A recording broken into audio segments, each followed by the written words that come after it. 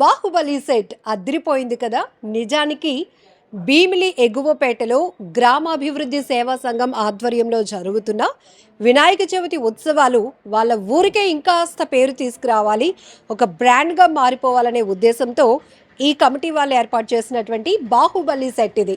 So ఎంత అత్యద్భుతంగా ఉంది అంటే నిజంగానే మళ్ళీ ఏదో సినిమా షూట్ జరుగుతుందేమో అనే స్థాయిలో ఏమాత్రం తగ్గకుండా సినిమాలో ఆ సెట్, బాహుబలి సినిమాకి సంబంధించినటువంటి మూవీ సెట్ ఎట్లా ఉండేదో మొత్తం అదే థీమ్తో ఇక్కడైతే ఈ వినాయక చవితి మండపాన్ని ఏర్పాటు చేయడం జరిగింది. అందులో వినాయక స్వామి వారిని కొలువు తీర్చడం కూడా జరిగింది. సో శ్రీధర్ గారు ఉన్నారు. దీనికోసం ఎన్ని రోజుల పాటు కాదు, ఎన్ని నెలల పాటు కష్టపడాల్సి వచ్చింది అని. ఎందుకంటే ఇది అంత ఈజీ కాదు. చూస్తున్న దృశ్యాలు చూస్తుంటే చాలా వండర్ఫుల్గా వచ్చింది అవుట్పుట్. సో దీని వెనకతల ఆయన కష్టం కొన్ని నెలలుగా శ్రమించటం వల్ల ఇంత మంచి అవుట్పుట్ రావటమే కాదు, వచ్చిన ప్రతి ఒక్కరు కూడా ఆశ్చర్యపోతున్నారు, సెల్ఫీలు తీసుకుంటున్నారు.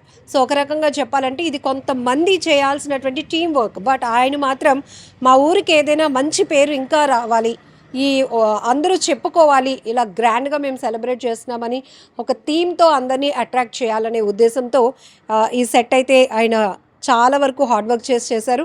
సో పూర్తి డీటెయిల్స్ చూద్దాం. శ్రీధర్ గారు, ఎన్నాళ్ళు పట్టింది? నేనైతే ఎన్ని రోజులు అంటే ఎన్ని నెలలు మేడం అన్నారు. సుమారు ఇదైతే 8 నెలల కాలం పట్టిందండి చేయడానికి.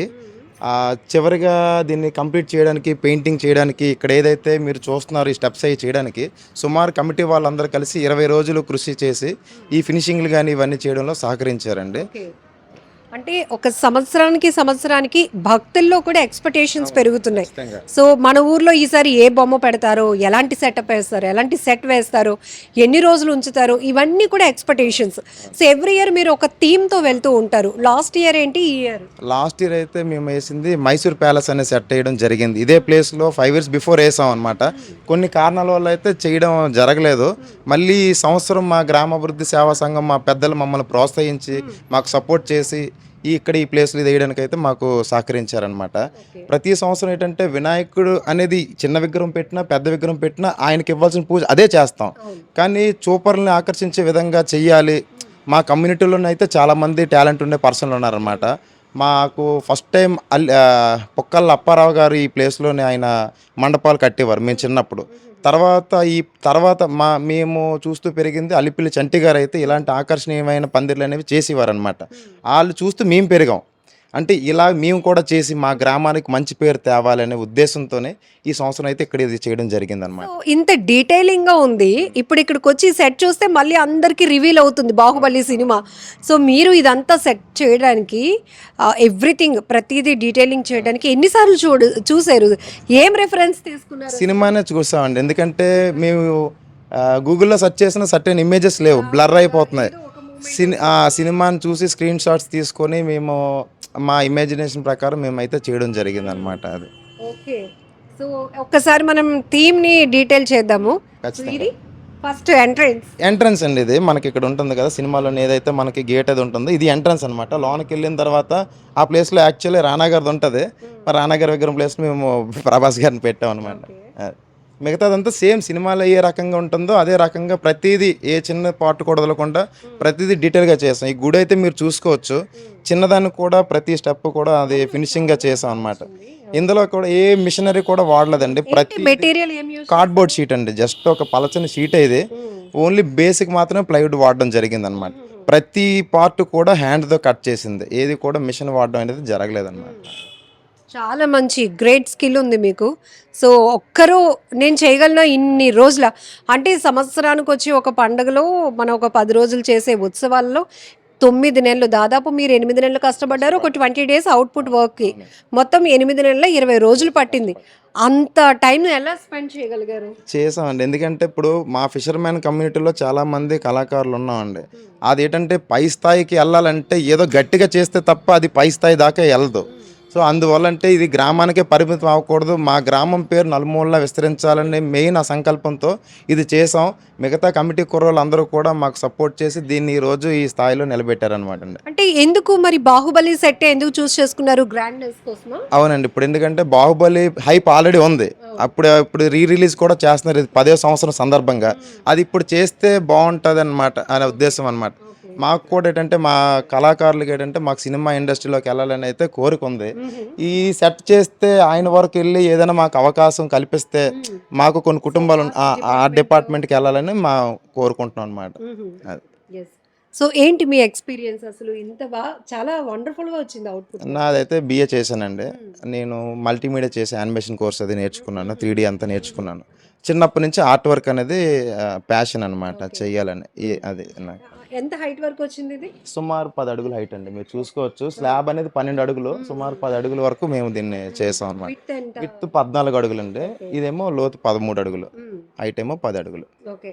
సో ఇంతటికి ఇప్పుడు ఈ సెట్ చూడడానికి ఇంకా ఎన్ని రోజులు అవైలబిలిటీ? అంటే సుమారు మేమైతే 21 డేస్ అనుకున్నాం అనమాట. ఫస్ట్లో పెట్టాలి, ఇది అందరికీ కూడా అందుబాటులో ఉండాలి, చూడాలనే ఉద్దేశంతో పెట్టడం జరిగింది.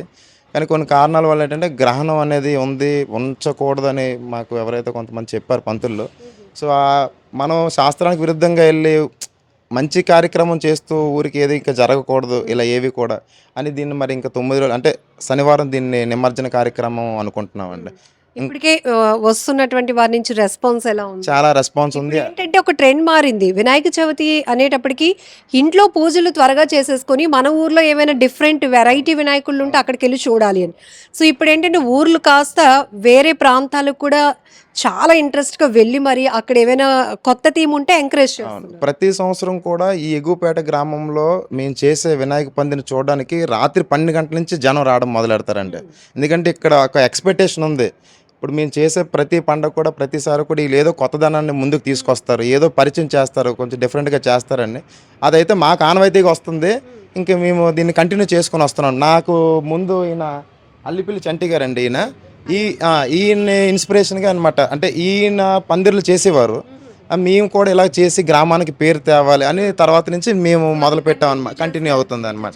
అదే మా ఇంతటికి ఈ సెట్కి ఎంత ఖర్చు అయింది? సుమారు 2 లక్షల రూపాయలు ఖర్చు అయింది. 2 లక్షల రూపాయలు ఖర్చు అయింది. అది కూడా మా నాన్నగారు స్పాన్సరింగ్ పెట్టారనమాట.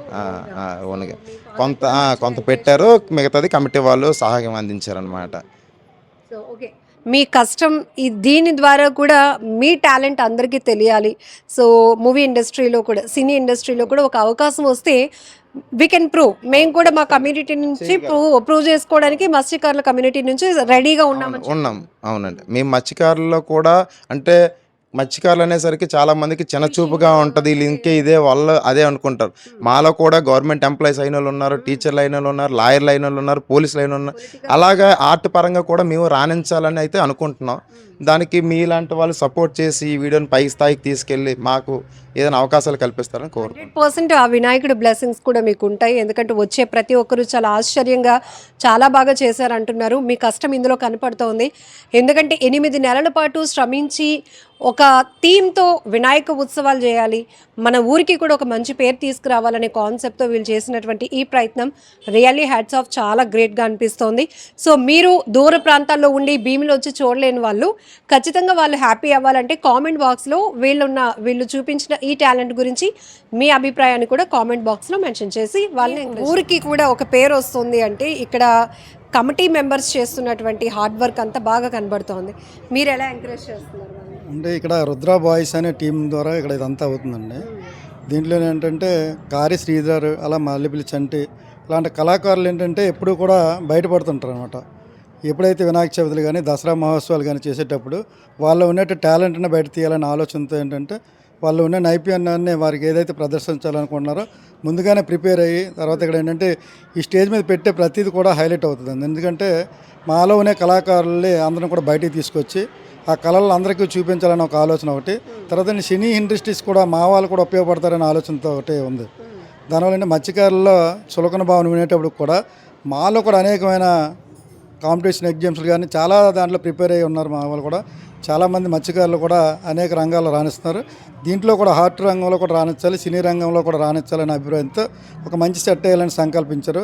ఆ రుద్ర బాయ్స్ కూడా ఎప్పటికప్పుడు అర్ధరాత్రి అనుకుంటా 20 రోజులు కూడా కంటిన్యూగా దీని మీద ఫైట్ చేసి అంటే దగ్గరకు వచ్చింది పండగ అనే ఉద్దేశంతో దగ్గరకు వచ్చిన తర్వాత ఏంటంటే అందరూ పనిచేస్తారు దీంట్లో.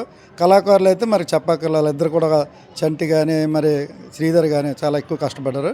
వారికి కూడా ప్రత్యేకమైన ధన్యవాదాలు తెలియజేస్తాను. ఎందుకంటే ఇక్కడ బాయ్స్ చేసే టాలెంట్ అంతా కూడా ఇప్పుడు ఈ నగరం అంతా కాకుండా స్టేట్ లెవెల్లో కూడా చూస్తాం. ఎందుకంటే యూట్యూబ్లో కానీ సోషల్ మీడియా కానీ ఎలక్ట్రానిక్ మీడియా కానీ ప్రింట్ మీడియా కూడా అంతా కూడా ఏంటంటే హర్షిస్తుంది. ఎందుకంటే ఈ కళా నైపుణ్యం అనేది వేయడం అనేది కాకుండా చూపర్లకు ఆకట్టుకునే విధంగా వచ్చే వాళ్ళు ప్రతి ఒక్కరు కూడా అద్భుతమైన ఒక సెల్ఫీ తయారు చేసే విధంగా ఉంది. సినిమా సెట్టింగ్ కంటే సినిమా సెట్టింగ్ మనం చూడలేదేమో కానీ ఇక్కడ సినిమా సెట్టింగ్ అంటే అద్భుతంగా ఒక హ్యాండ్ వర్క్తో చేసి ఒక మిషనరీ కూడా ఉపయోగించుకుంటా వాళ్ళలో ఉన్న టాలెంట్ చూస్తే ఎవరైనా సరే అద్భుతంగా ఉందని చెప్తున్నారు. ఎవరు వచ్చి చూసినా ఎవరు చేసినా సరే అద్భుతంగా చాలా చక్కగా చేశారు. నైపుణ్యం మీలో కూడా ఇంత నైపుణ్యం ఉందనే విధంగా మా గ్రామానికి మా ఊరికి పేరు తెచ్చే విధంగా చేసినటువంటి కళాకారులకి అలాగే మా రుద్ర బాయ్స్కి కూడా ఎప్పుడు కూడా మేము అండదండలు ఇస్తాం. ఎందుకంటే వారు ఇంకా టాలెంట్ చూపింది. ప్రతి సంవత్సరం కూడా ఇంకా మంచి చేయాలనే ఆలోచనతో మా ప్రోత్సాహం కూడా ఎప్పుడు కూడా ఉంటుంది అనేది మీ ద్వారా మీ టీవీ ద్వారా కూడా తెలియజేస్తున్నాం.